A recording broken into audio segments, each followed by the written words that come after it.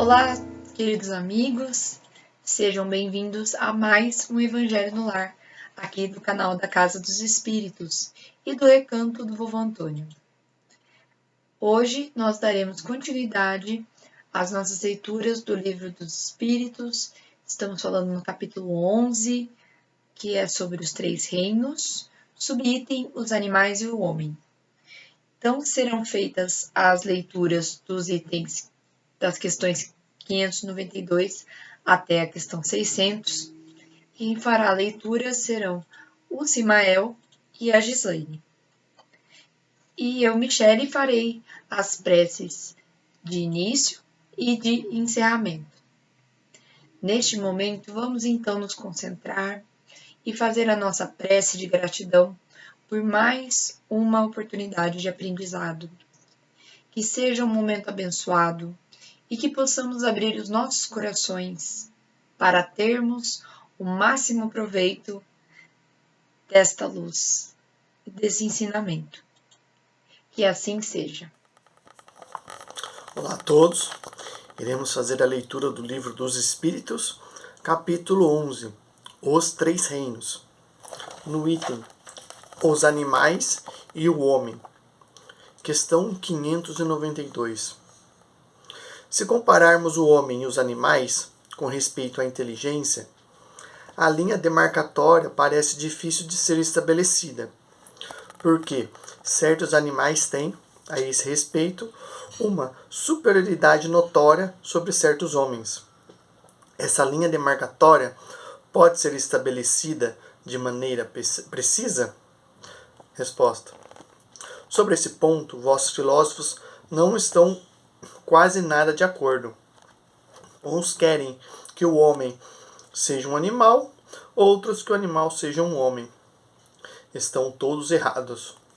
O homem é um ser à parte que se rebaixa algumas vezes muito baixo, ou que se pode se elevar bem alto. Fisicamente, o homem é como os animais e menos dotado que muito deles. A natureza lhes deu tudo aquilo que o homem é obrigado a inventar com sua inteligência para suas necessidades e sua conservação. É verdade que seu corpo se destrói como os dos outros animais, mas seu espírito tem um destino que só ele pode compreender, porque só ele é completamente livre. Pobres homens, que vos rebaixais abaixo da brutalidade, não sabeis vós distinguir? Reconhecei o homem pelo pensamento de Deus. Questão 593. Pode-se dizer que os animais não agem senão por instinto? Resposta. Isso é ainda um sistema. É verdade que domina o instinto, na maioria dos animais, mas não vês que agem com uma vontade determinada? É da inteligência, embora limitada. Comentário. Além do instinto, não se pode denegar a certos animais atos combinados que denotam uma vontade de agir com um sentido determinado e segundo as circunstâncias. Há, portanto, neles uma espécie de inteligência, cujo exercício é mais exclusivamente concentrado sobre os meios de satisfazerem suas necessidades físicas e proverem a sua conservação. Entre eles, nenhuma criação, nenhuma melhora. Qualquer que seja a arte que admiremos em seus trabalhos, aquilo que fazem outra hora o fazem hoje, nem melhor nem pior, segundo formas e proporções constantes e invariáveis. O filhote, isolado dos demais de sua espécie, por causa disso, não deixa de construir seu ninho com o mesmo modelo, sem ter recebido ensinamento. Se alguns são suscetíveis a uma certa educação, seu desenvolvimento intelectual sempre fechado em limites estreitos. É devido à ação do homem sobre uma natureza flexível, porque não tem nenhum progresso que lhe seja próprio.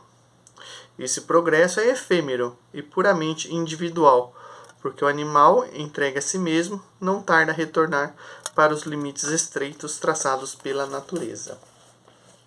Questão 594. Os animais têm uma linguagem? Resposta: se entendeis uma linguagem formada de palavras e de sílabas, não. Um meio de se comunicarem entre si, sim. Eles se dizem muito mais coisas do que acreditais, mas sua linguagem é limitada, como suas ideias às suas necessidades. Outro questionamento. Há animais que não têm voz, ao que parece. Esses não têm linguagem? Resposta: eles se compreendem por outros meios. Vós outros homens não tendeis, senão a palavra para se comunicarem? E os mudos, que dizes deles? Os animais, estando dotados da vida em relação, têm meios de se informarem e de se exprimirem as sensações que experimentam. Crês que os peixes não se entendem entre si? O homem não tem, portanto, o privilégio exclusivo da linguagem, embora a dos animais seja instintiva e limitada pelo círculo de suas necessidades e de suas ideias, enquanto a do homem é perfectível e se presta a todas as concepções de sua inteligência. Complementação. Os peixes, com efeito, que emigram em massa, como as andorinhas, que obedecem a um guia que as conduz, devem ter meios de se informarem, de se entenderem e de se combinarem. Talvez por uma vista mais penetrante, que lhes permita distinguirem os sinais que fazem, pode ser também que a água seja um veículo que lhes transmitam certas vibrações. Qualquer que seja, é incontestável que eles têm um meio de se entenderem, como todos os animais privados da voz e que fazem trabalhos em comum. Deve-se espantar, depois disso, que os espíritos possam se comunicar entre si, sem o socorro da palavra articulada. É interessante observar que no livro, quando se fala da parte da inteligência dos animais, né, ele faz um comparativo de animais que têm algumas manifestações de inteligência, às vezes superiores aos seres humanos, sobre confecção de algumas estruturas e tudo mais, porém isso não é uma inteligência adquirida que houve um raciocínio elaborado para chegar naquela conclusão. Ele simplesmente tem essa capacidade. Até é dado um exemplo, se um passarinho foi separado da sua família, ele ainda assim consegue construir um ninho, né, sem ter tido esse aprendizado com outros de sua espécie, né? Então é uma inteligência diferente do ser humano, né? Assim como a comunicação. Eles se comunicam, isso é fato. A ciência estuda essa comunicação entre os animais, mas que também é limitada. Ela não tem todo um arcabouço de interpretações, de diferentes formas de abordar um mesmo assunto, né? São muito simples, muito diretas e muito específicas para suas necessidades do dia a dia, né? Então é questão de medo, é questão de agressividade, é questão de território, é questão de reprodução, é questão de indicar que algum animal está ferido, né? Então são coisas práticas, pontuais e que não tem muita margem de interpretação, é muito literal. Então isso diverge do que o ser humano consegue expressar e começar a falar. Apesar de alguns animais poderem reproduzir ações ensinadas por seres humanos, essas ações não se perpetuam, porque o animal não pensa em, não, aprendi, tenho esse novo conhecimento, vou passar para as próximas gerações. Às vezes ele pode, a sua prole pode reproduzir aquele comportamento, mas porque viu isso pelo ser humano ensinando ao seu genitor e reproduz também esse comportamento. Mas não que o animal ele pensou, nossa, vou passar esse conhecimento para os meus descendentes. Isso não acontece. Então esse é um ponto que a gente tem que entender, que por mais que os animais que nos acompanham sejam muito inteligentes, é uma inteligência distinta do que a inteligência do raciocínio lógico que o ser humano tem. Então, vamos ficar com a próxima leitura das questões feitas pela Gislaine. Questão 595. Gozam de livre-arbítrio os animais para a prática dos seus atos? Os animais não são simples máquinas, como supondes. Contudo, a liberdade de ação de que desfrutam é limitada pelas suas necessidades e não se pode comparar à do homem. Sendo muitíssimo inferiores a este, não têm os mesmos deveres que ele. A liberdade possuem-na restrita aos atos da vida material. Questão 596.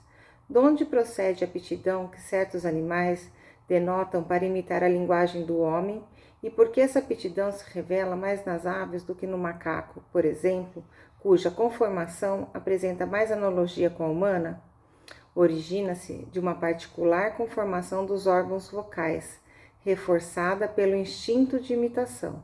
O macaco imita os gestos. Algumas aves imitam a voz. Questão 597. Pois que os animais possuem uma inteligência que lhes faculta certa liberdade de ação, haverá neles algum princípio independente da matéria? Há e que sobrevive ao corpo.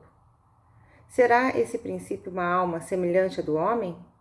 É também uma alma, se quiserdes, dependendo isto do sentido que se der a esta palavra. É, porém, inferior à do homem. Há entre a alma dos animais e a do homem distância equivalente à que medeia entre a alma do homem e de Deus. Questão 598. Após a morte, conserva a alma dos animais a sua individualidade e a consciência de si mesma? Conserva sua individualidade. Quanto à consciência do seu eu, não. A vida inteligente lhe permanece em estado latente. Questão 599.